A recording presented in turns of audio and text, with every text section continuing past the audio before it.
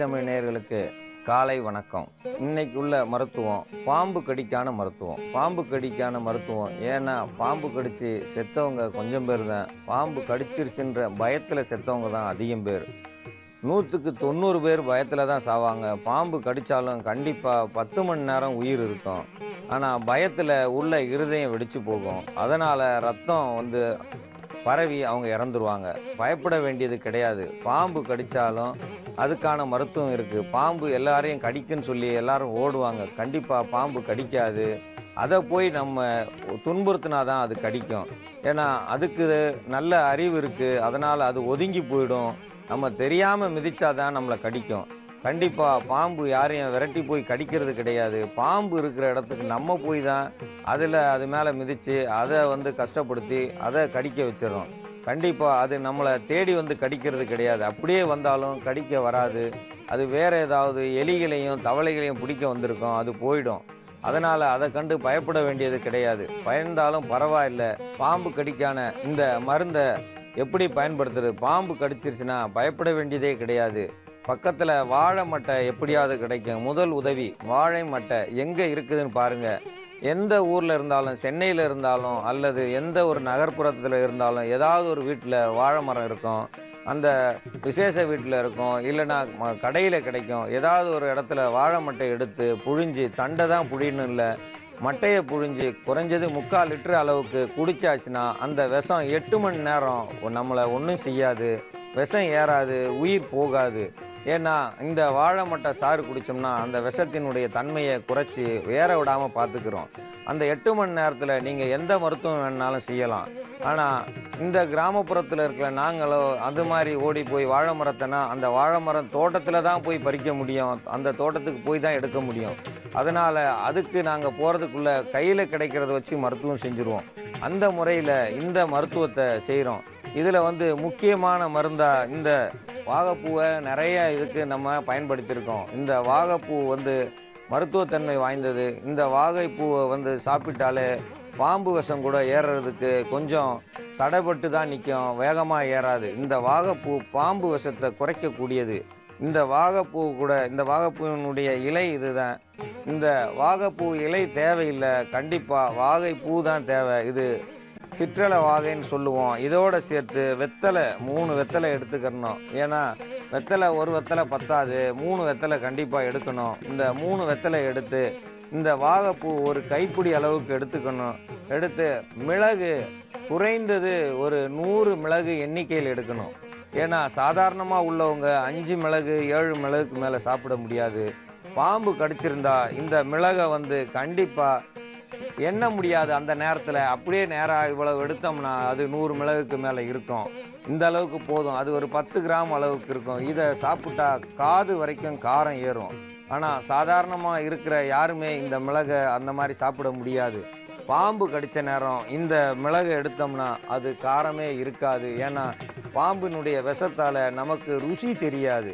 இந்த மிளகு ஒரு கைப்பிடி அளவு எடுத்து 3 வெத்தலைக்குள்ளே வச்சு ஒரு கைப்பிடி அளவு இந்த வாகைப்பூவை வச்சு 3த்தையும் ஒன்றா வச்சு மெண்டு வாயில் நல்லா மெண்டு முழுங்கினோம்னா கொஞ்சம் கொஞ்சமாக அது விஷத்தை குறைக்கக்கூடியது.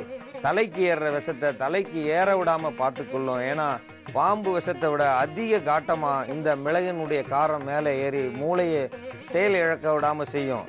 பாம்பு விஷம் ஒத்துனதுமே சிறுநீர் தான் பழுதடையும். இந்த சிறுநீர் பாதிப்படையும் போது உங்களுக்கு கண் பார்வை மங்கும். அந்த சிறுநீர் பாதிப்பு இல்லாமல் கண்டிப்பாக இந்த வாகைப்பூ பார்த்து கொள்ளும். மிளகும் வெத்தலையும் சேரும் பொழுது எந்த விஷத்தையும் முறிக்கும். இது ஒரு அற்புதமான மருந்து. வாகைப்பூவை எடுத்து சேகரித்து வச்சு சாப்பிட்டோம்னா எந்த விஷத்தையும் இறக்கக்கூடியது. ஆனால் காணாக்கடியை மட்டும்தான் சரியாக்கும்னு நினச்சிருப்பாங்க சில பேர். இது சக்கரை நோய்க்கும் பயன்படும். இது பாம்பு கடிக்கு ஒரு சிறந்த மருந்து. பாம்பு கடிக்கு எத்தனையோ பேர் பயந்து இறந்துருக்காங்க. இனி பயப்பட வேண்டியதில்லை. ஏன்னா பாம்பு கடிக்கு நிறைய மருத்துவங்கள் இருக்குது. நம்ம பக்கத்தில் எது கிடைக்குதோ அதை வச்சு தான் மருத்துவம் செய்யணும். அதுதான் புத்திசாலித்தனம். இங்கேருந்து 20 கிலோமீட்டர் போய் அவரை பார்க்கணும், அதுக்கப்புறம் தான் மருந்து தருவார்னா அது 2வது. ஆனால் முதல் உதவியாக கண்டிப்பாக வாழை மட்டை சாறு குறைந்தது 500 மில்லியிலிருந்து 750 மில்லி வரைக்கும் அந்த சாரை குடிச்சிங்கன்னா எப்படியாப்பட்ட பாம்பு கடித்த விஷமாக இருந்தாலும் விஷம் ஏறாது. விதி முடிந்தவனுக்கு தான் விரியம்பாம்புன்னுவாங்க. அந்த விரியம்பாம்பு விஷமே ஏறாது. ஏன்னா வாழை மட்டை சாருக்கு அவ்வளவு பலன் இருக்குது. ஏன்னா இந்த வாழை மட்டை சாறை குடித்தோம்னா விஷம் ஏறுறது குறையும். சிலர் இதை நினச்சிட்டு எந்த நாளும் ஒரு வாரத்துக்கு ஒரு நாள் வாழை தண்டு பொரியல் வச்சு சாப்பிட்றாங்க. கண்டிப்பாக அந்த முறையை நீங்கள் சாப்பிடக்கூடாது. வாழைத்தண்டு பொரியல் வருடத்திற்கு ஒரு முறை தான் சாப்பிட்ணும். வாரத்துக்கு ஒரு முறை சாப்பிட்டா நடக்கக்கூட பலம் இல்லாமல் போயிடும். ஏன்னா வாழைத்தண்டு சாப்பிட்டா எலும்பையும் சதையும் பிரிச்சிடும். நம்ம கையை தூக்குனோம்னா சதை மட்டும் தனியாக இருக்கிற மாதிரி, எலும்பு தனியாக இருக்கிற மாதிரி இருக்கும். தொடர்ச்சியாக 7 நாட்கள் வாழைச்சாறு வாழைத்தண்டு பொரியலோ சாப்பிட்டா அவங்கள் உடம்பில் உள்ள அனைத்து பலங்களும் போயிடும். அவங்களுக்கு எந்த ஒரு செயல்பாடும் இருக்காது. அவங்களுடைய முதல்ல இருந்த ஒரு வீரமோ அவங்களுடைய வேகமோ விவேகமோ எதுவும் இருக்காது. ஏன்னா உடல் அசதியாகவே இருக்கும். கையில் பையை கொண்டு போனாலும் அந்த பை தானாக கீழே விழுந்துடும். அதனால் இந்த வாழை மட்டை சாறை ஒரு முறை தான் குடிக்கணும். சும்மா குடிக்கக்கூடாது. சும்மா குடிச்சிங்கன்னா நடக்க முடியாது. இந்த மருந்தை சாப்பிட்டதும் தூங்கக்கூடாதுன்னு சொல்லுவாங்க. ஏன் தூங்கக்கூடாதுன்னா, தூங்குனா அவங்க தூங்குறாங்களா இல்லை இறந்துட்டாங்களான்ற ஒரு பயத்துக்கு தான் தூங்கக்கூடாதுன்னு சொல்கிறாங்க. இதை சாப்பிட்டுட்டு எவ்வளவு வேணாலும் பச்சை தண்ணியை குடிக்கலாம். சிலர் என்ன செய்வாங்கன்னா, நல்ல ஒரு போர்வை எடுத்து நல்ல தண்ணியில் நனைச்சி அந்த போர்வையை எடுத்து மேலே பொத்திடுவாங்க. ஏன்னா விறுவிறுன்னு இருக்கும். அந்த விறுவிறுன்னு இருக்க அந்த போர்வையினுடைய ஈரம் உடம்புல படும்போது இரத்த குழாய்கள் சுருங்கிரும். பாம்பு விஷம் இரத்த குழாய்கள் சுருங்கி இருந்தால் வேகமாக மேல் நோக்கி செல்லாது மூளைக்கு. அதனால தான் அவங்க ஈரத்துணியை மேலே பூத்திடுவாங்க. இல்லைன்னா தண்ணியை நிறைய குடிக்க சொல்லுவாங்க. உடம்பு மேலே இருக்கிற எந்த துணி போட்டிருந்தாங்களோ அந்த துணியை நனைச்சிருவாங்க. நனைச்சாச்சுன்னா பாம்பு விஷம் வேகமாக ஏறாது. பாம்பு விஷம் ஏறாமல் இருக்க ஒரு கட்டு கட்டுவாங்க. இந்த கட்டு கட்டினாலும் அந்த கட்டை மீறி விஷம் மேலே போய்கிட்டு தான் இருக்கும். அந்த கட்டு எதுக்கு கட்டுறோம்னா, நம்ம கையில் கட்டிட்டோம் அப்போது விஷம் ஏறலைன்னு ஒரு மன நிம்மதிக்கு தான் கட்டுறோமே தவிர, கண்டிப்பாக கட்டியவுடன் அந்த இடத்துல விஷம் கட்டுப்படாது. நிம்மதிக்கு தான் கட்டுறோம். அது கட்டலைனாலும் அவங்க மனசு இருதயம் வெடித்து போயிடும். அந்த இருதயம் வெடிக்காமல் இருக்க கண்டிப்பாக ஒரு கட்டு கட்டணும். கட்டு கட்டுறது எதுக்குன்னா, அவங்களுடைய நம்பிக்கைக்கு விஷத்தை இதுக்கு மேலே ஏற விடாமல் கயிறு போட்டு கட்டிட்டாங்க. அதனால் எந்த ஆஸ்பத்திரிக்கும் போகலாம், எந்த மருத்துவமனைக்கும் போகலான்னு ஒரு தைரியம் அவங்களுக்கு இருக்கும். அப்படி தைரியம் உண்டு பண்ணுறதுக்கு ஒரு கட்டு கட்டுறாங்க. ஆனால் அந்த கட்டையை மீறி மேலே விஷம் ஏறிக்கிட்டு தான் இருக்கும். அந்த ஏறுற விஷத்தை ஏற விடாமல் செய்கிறது இந்த வாழை மட்டைச்சாறு முதல் உதவி மருந்து. இந்த வாழை மட்டைச்சாறு முதல் உதவி மருந்து. அந்த முதல் உதவி எந்த ஒரு மருந்துக்கும் எந்த ஒரு பாம்புக்கும் அதை நீங்கள் பயன்படுத்துங்க. ரெண்டாவதாக தான் இந்த வாகைப்பூ அதுக்கப்புறம் தேடி போகலாம். ஏன்னா 8 மணி நேரம் உயிர் போகாது. 8 மணி நேரத்துக்கு நம்ம உடலில் எந்த ஒரு பாதிப்பும் இருக்காது. ஆனால் மனசு நிம்மதி இல்லாமல் தான் இருப்போம். அவங்களுக்கு கைப்பிடி அளவு மிளகு, கைப்பிடின்னா நாங்கள் 108 மிளகுன்னு சொல்லுவோம். 108ன்னு உட்காந்து எண்ணிக்கிட்டு இருக்க முடியாது. விஷம் தலைக்கு ஏறும்போது எண்ணிக்கிட்டு இருந்தால் அந்த எண்றதுக்குள்ளேயே உயிர் போயிடும். அதனால் கை நிறைய எடுத்து மிளகு ஒரு கை நிறைய எடுக்கிறோம். வெத்தலை குறைஞ்சது 3லேருந்து 5 வெத்தலை சேர்க்கலாம். வெத்தலை சேர்க்கும்போது எந்த ஒரு விஷத்தையும் அது நிறுத்தக்கூடியது. அது சத்தியத்துக்கு கட்டுப்பட்டு தான் அது நிறுத்தும். வெத்தலையும் மிளகும் கொடுத்தா எந்த விஷமும் ஏறாது, ஏறிய இடத்துலையே நிற்கும். அதுக்காகத்தான் பூராங்கடிச்சிருக்கு, தேல் கடிச்சிருக்கு, உடனே 7 மிளகு ஒரு வெத்தலையை மடித்து குடியான்வாங்க. 7 மிளகு ஒரு வெத்தலையை மடித்து தின்னோம்னா அந்த விஷம் அங்கேயே நிற்கும். அதுக்கு மேலே ஏறாது. அந்த கடித்த இடத்துலையே கடிவாயிலே நிற்கும். இந்த 7 மிளகு இல்லை, நம்ம 108 மிளகு கணக்குக்கு எடுத்து வெத்தலையோடு சேர்த்து இந்த வாகைப்பூ ஒரு கைப்பிடி அளவு, குறைந்தது 50 கிராமாவது இருக்கணும். வாகைப்பூ 50 கிராம் பூ எடுத்து நம்ம இதோடு சேர்த்து மென்று சாப்பிடும்போது காரம் கம்மியாக இருக்கும். ஏன்னா பாம்பு கடித்தவங்களுக்கு அதனுடைய உணர்ச்சி தெரியாது. அந்த மிளகனுடைய காரம் தெரியாது. எப்போ நமக்கு வாயில் நாக்கில் காரம் தெரியுதோ அப்போ அந்த விஷம் குறையுதுன்ற ஒரு அர்த்தம். அந்த விஷம் குறைய குறைய அந்த காரம் தெரியும். ஆனால் முதல்ல சாப்பிட்ட அந்த மிளகு சாப்பிட்டு வயிற்றுக்குள்ளே போனாலும் காரமே இருக்காது. காரம் இல்லைன்னா அங்கு விஷம் அதிகமாக ஏறி இருக்குன்னு அர்த்தம். அந்த ஏறின விஷத்தையும் கண்டிப்பாக நம்ம சாப்பிட்ட அந்த மிளகும் வாகைப்பூ வெத்தலையும் 3ம் சேர்ந்த கலவை அந்த விஷத்தை ஏற விடாமல் அதே இடத்திலே நிப்பாட்டி விஷத்தை கொஞ்சம் கொஞ்சமாக வேர்வை மூலமாகவும் அந்த தோல் வழியாகவும் வெளியேற்றும். இல்லைன்னா அதே இடத்துல விஷம் கட்டி பச்சை நிறத்தில் அந்த தோல் மேலேயே இருக்கும். இந்த தோல் மேலேயே இருக்கிற விஷத்தை நீங்கள் கொஞ்ச நாள் பொறுத்து பார்த்தா அந்த இடம் தோல் உரியும். தோல் உரிஞ்சிதுன்னா தெரிஞ்சுக்கலாம் இது வந்து நல்ல பாம்பு கடிச்சது, அதனால் அந்த இடம் வந்து ஒரு செத்த இடம் தோல் மாதிரி விரிஞ்சிரும். விரியம்பாம்பு கடிச்சிருந்தா அடிக்கடி மயக்கம் வரும். இது விரியம்பாம்புக்கு அதுதான் ஒரு கட்டுக்கு ஒரு மயக்கம். அது உடம்புல வரி வரியாக இருக்கும். அதனால் ஒரு கட்டுக்கு ஒரு மயக்கம் வரும். இந்த விரியம்பாம்பு கடிச்சிருந்தா, தண்ணி பாம்பு கடிச்சிருந்தா இது உடனே சரியாகும். தண்ணி பாம்பு கடிச்சிருச்சுன்னு நம்ம மருந்து சாப்பிடாம இருந்தோன்னா கண் பார்வை போயிடும். ஒரு குறைந்தது 2 வருடத்துக்குள்ள கண்ணில் இருந்து நீராக வடிஞ்சு கண் பார்வை கட்டிடும். அதனால் எந்த பாம்பு கடித்தாலும் அந்த பாம்புக்கு விஷம் இருக்குது. ஏன்னா அந்த பாம்பினுடைய விஷத்தை குறைக்கணும்னா இது போல் மருந்துங்களை நீங்கள் எடுக்கணும். அது எந்த பாம்பாக இருந்தாலும் கவலைப்பட வேண்டாம். வாழை மட்டை சாறு நீங்கள் கண்டிப்பாக எடுக்கணும். வாழை மட்டை சாறு எடுத்தாலே அந்த பாம்பு விஷம் குறைய ஆரம்பித்து விடும். விஷம் ஏறுறது நின்று நீங்கள் 8 மணி நேரம் எந்த ஊருக்கு வேணாலும் போகலாம். அந்த ஊரில் போய் நீங்கள் மருத்துவம் செய்யலாம். மருத்துவம் நீங்களாக செய்ய பயமாக இருந்தாலும் நீங்கள் ஆங்கில மருத்துவமோ எந்த மருத்துவமாவது எடுத்து உயிரை காப்பாற்றி கொள்ளலாம். உயிர் காப்பாற்றுறதுக்காக வேண்டி தான் அந்த வாழை மட்டை சாறை முதல் உதவியாக கொடுக்க சொல்கிறோம். முதல் உதவியாக கொடுத்தாலே அந்த விஷம் ஏறாது. விஷம் ஏறாமல் இருக்க மன தைரியம் இருக்கும். இல்லைனா விஷம் ஏறினது மயக்கம் லேசாக தலைக்கு வந்ததுமே அதுக்கு மேலே பயத்தில் இவங்க மயக்கம் கூடுதலாக வந்த மாதிரி கீழே விழுந்துருவாங்க. விழுந்ததும் இருதயம் வெடித்து மூக்கு வழியாக வாய் வழியாக ரத்தம் வந்துடும். இல்லை முறை தள்ளிடும். முறை தள்ளினா அவ்வளோ சீக்கிரத்தில் காப்பாற்ற முடியாது. ஏன்னா பயத்தில் தான் முறை தள்ளும். சாதாரணமாக பாம்பு கடித்து முறை தள்ளுதுன்னா அது பயத்தில் தான் முறை தள்ளுமே தவிர பாம்பு விஷத்தால் முறை தள்ள வைக்காது. ஏன்னா பயம் வர வர உமிழ்நீர் தானாக வெளியேறும். உமிழ்நீர் உள்ளே இறங்காது. சிறுநீர் பழுதடைந்து விடும். அதான் கிட்னி வந்து பாதிப்பாயிடும். கிட்னி பாதிப்பானால் தான் மயக்கமே வரும். கண் பார்வை மங்குதுன்னா கிட்னியில் வந்து அந்த விஷத்தன்மை ஏறிடுச்சுன்னு அர்த்தம். கண் பார்வை மங்குது அப்படின்னா சிறுநீர் பாதை அடைபடும். சிறுநீர் போனாங்கன்னா ரத்தமாக போகும். அதனால் பயப்பட வேண்டியதில்லை. இந்த வாழை மட்டை சாறு சாப்பிடும்போது சிறுநீரை தான் நேராக போய் சிறுநீரகத்தை காப்பாற்றிடும். ஏன்னா சிறுநீரகத்தில் போய் இந்த விஷம் போச்சுன்னா மயக்கம் வரும். மயக்கம் வந்ததும் அந்த ரத்தத்தின் வழியாக மூளைக்கு போயிடும். அந்த விஷம் மூளைக்கு போனால் செயல் இழந்து விடும். மூளை செயல் இழந்தால் மனிதன் இறந்து விடுவான். மூளையை செயல் இழக்க விடாமல் செய்யும் இந்த வாழை மட்டை சாறு. இது சிறுநீரக பெருக்கி நீர் பெருக்கியாக மாறும். ஏன்னா பாம்பு கொத்துனதுமே சிறுநீரகத்தை தான் பழுதடை வைக்கும். அந்த சிறுநீர் பெருக்கி போய் பெருகி நிற்கும் போது அந்த நீர் பெருகும் போது விஷத்தினுடைய வேகம் குறைஞ்சிரும்.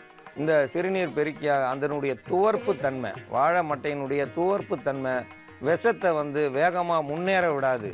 அது ஏன்னா குளிர்ச்சி அதிகமானது. ஈரத்துணியை ஏன் பொத்துறோம்னா உடலில் மேலே சூடு இருந்துன்னா அந்த சூட்டு வழியாகவே ரத்தம் வேகமாக ஓடும். ரத்தம் வேகமாக ஓட விடாமல் வைக்கணும்னா ஈரத்துணியை பொத்திட்டோம்னா ரத்தம் வேகமாக ஓடாது. ரத்தம் வேகமாக ஓடாமல் இருந்தால் அவங்க கண்டிப்பாக அந்த விஷம் ஏறாது. விஷம் ஏறாமல் இருக்கும்போதே நம்ம இந்த மருந்தை சாப்பிட்டோம்னா அதுக்கான ஒரு வலி இல்லாமையும் மன நிம்மதியோடையும் நம்ம பொழைச்சிக்கிறலான்னு இருக்கும். ஆனால் சிலர் பயமுறுத்துவாங்க. ஐயோ எனக்கு இத்தனை புள்ள இருக்கு, நான் விட்டுட்டு போகிறேன்னு. பயப்படவே கூடாது. பயம்தான் பாதி கொல்லும். விஷம் கொஞ்சம்தான் கொல்லும். பயம் 99% பயம் கொண்டுடும். 1% தான் விஷம் இருக்கும் உடம்புல. 1% விஷத்துக்கு பயம் 99% இருந்ததுன்னா கண்டிப்பாக இறந்துருவாங்க. பயத்தை விட்டிங்கன்னா இறப்பு இருக்காது. எத்தனையோ பேர் பாம்பு கடித்து இறக்காமல் இருக்காங்க. காலை சுத்தின பாம்பு கடிக்காமல் விடாதுன்னு சொல்லுவாங்க. எல்லாரையும் பாம்பு காலை சுத்தினால கடிக்காதுன்னு சொல்லுவோம். கடிச்சு தான் போகும். ஏன்னா கருப்பட்டி பானைக்குள்ளே கையை விட்டவன் அந்த பானைக்குள்ளே இருந்த கருப்பட்டியை நக்காமல் போவானான்னு சொல்லுவாங்க. ஆனால் காலை சுத்தின பாம்பு கடிக்காமல் போகுதுன்னா என் காலை சுற்றி இருக்குது ஆனால் என்னை கடித்ததே கிடையாது. நான் நேராகவே பார்த்துருக்கேன்.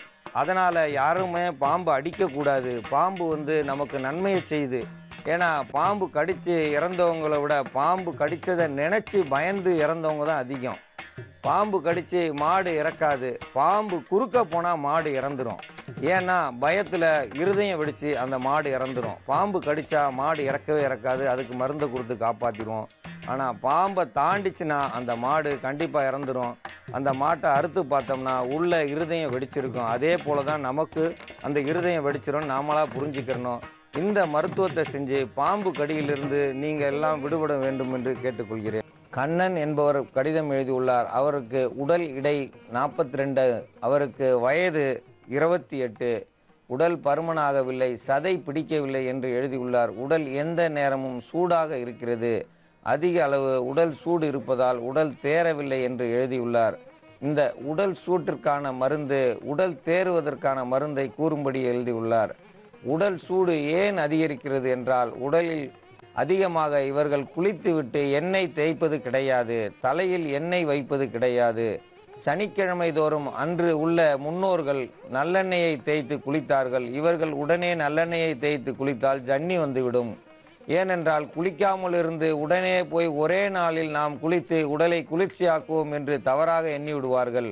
கண்டிப்பாக இவர்கள் முதலில் எண்ணெயை காய்ச்சி அதில் ஒரு பூண்டை போட்டு கொஞ்சமாக தேய்த்து ஒரு 10 நிமிடத்திற்குள் குளிக்க வேண்டும். அதிக நேரம் தலையில் ஊற விடக்கூடாது. சிலர் மணிக்கணக்காக இந்த நல்லெண்ணெயை ஊற விடுவார்கள்.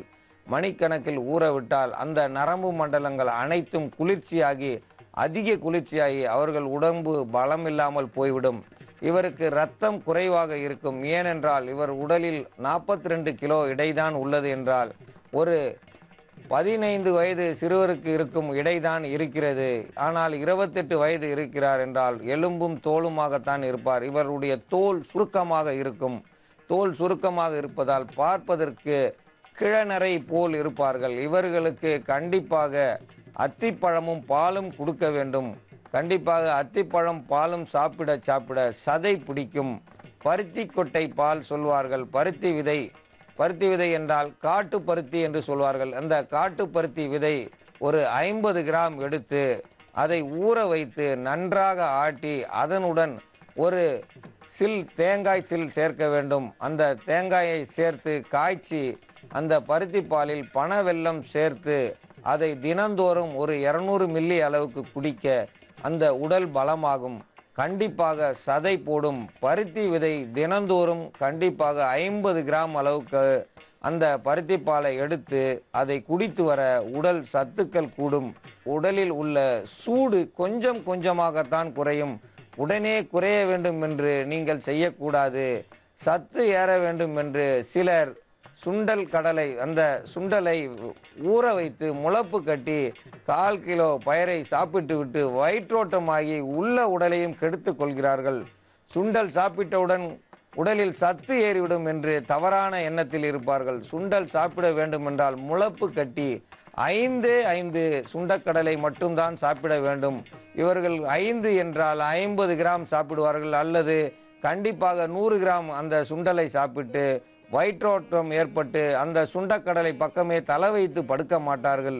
இது நிறைய பேர் நாம் மைதானத்தில் அந்த விளையாட்டு மைதானத்தில் பார்ப்போம். ஏனென்றால் அதை சாப்பிட்டால் உடனே குண்டாகி விடுவார்கள் என்று சொல்வார்கள். அப்படியெல்லாம் ஆக முடியாது. அந்த சுண்டலை முளைப்பு கட்டி 5 எண்ணிக்கையில் 5 பயர்தான் சாப்பிட வேண்டும். அதற்கு மேல் சாப்பிட்டால் கண்டிப்பாக அது அவர்களுக்கு வயிற்றோட்டத்தை உண்டு பண்ணும். கொஞ்சம் கொஞ்சமாக உடலில் சதையை கூட்ட வேண்டும். அத்திப்பழம் கண்டிப்பாக 5 பழம் எடுக்க வேண்டும். 200 மில்லி அளவுக்கு ஆட்டுப்பால் சேர்த்தால் அதிக அளவில் சீக்கிரமாக இந்த சதை பிடிப்பு ஏற்படும்.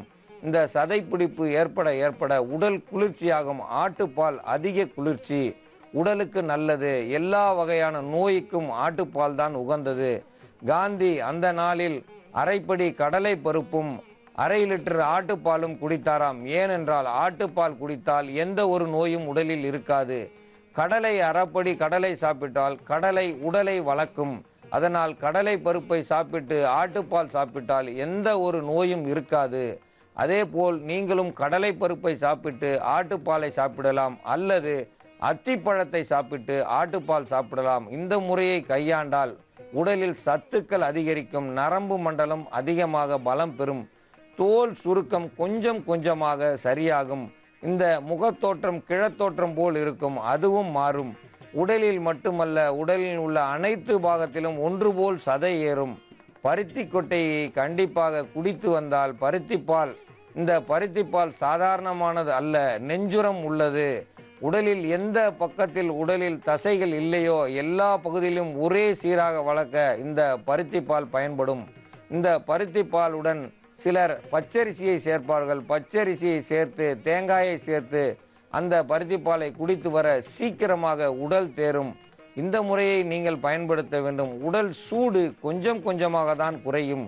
உடனே குறைந்துவிடும் என்று நினைக்கக்கூடாது. நீங்கள் குளித்து முடிந்ததும் உடல் முழுவதும் துவட்டி நன்றாக ஈரமில்லாமல் துவட்டி எடுத்து உடல் முழுவதும் தேங்காய் எண்ணெயை பூச வேண்டும். தேங்காய் எண்ணெயை பூசி வர உடல் சுருக்கங்கள் கொஞ்சம் கொஞ்சமாக மாறும். ஏனென்றால் எண்ணெய் தேய்க்காமல் இருந்தால் உடல் சூடு அதிகரிக்குமே தவிர குறையாது. சூடு குறைய வேண்டும் என்றால் தேங்காய் எண்ணெய் காலையிலேயே தேய்க்க வேண்டும். தலையில் நல்ல எண்ணெயை நல்ல அளவுக்கு அதிகமாக தேய்த்தால் விட குறைவாக தேய்த்தாலும் போதும். நல்ல எண்ணெய் என்றால் நல்லெண்ணெய் இல்லை, தேங்காய் எண்ணெயை தான் தலையில் தேய்க்க வேண்டும். நல்லெண்ணெயை தேய்த்தால் குளிர்ச்சி அதிகமாகிவிடும். தேங்காய் எண்ணெயை தேய்த்து உடல் பலம் பெற வேண்டும். உடலில் உள்ள தோல் துவாரங்கள் வழியாக வெயிலினுடைய தாக்கமும் குளிரினுடைய தாக்கமும் உள்ளே சென்றால் அவர்களுக்கு சூடு உடனே பிடித்து கொள்ளும். சூடு அந்த அனல் பிடித்தாலே சதை பிடிக்காது. ஏனென்றால் அந்த சிறுநீரகம் கழிக்க முடியாது. கழிக்க முடியாமல் இருக்கும்போது நாம் உடல் முழுவதும் எரிய ஆரம்பித்துவிடும். இந்த எரிய ஆரம்பித்தால் உடலில் சதை பிடிக்காது. அதனால் தான் அந்த பருத்திப்பாலை குடித்தால் எவ்வளவு சூடான உடம்பையும் குளிர்ச்சியாக்கும், உடல் பலத்தை கொடுக்கும். பருத்திப்பால் சாப்பிட்டவர்கள் பார்த்தீர்கள் என்றால் அவர்கள் பீமனுக்கு சமமாக வருவார்கள். பருத்திப்பால் சாப்பிட்டவர்களை சாதாரணமாக ஒருவருக்கொருவர் பிடித்து கட்ட முடியாது என்று சொல்வார்கள்.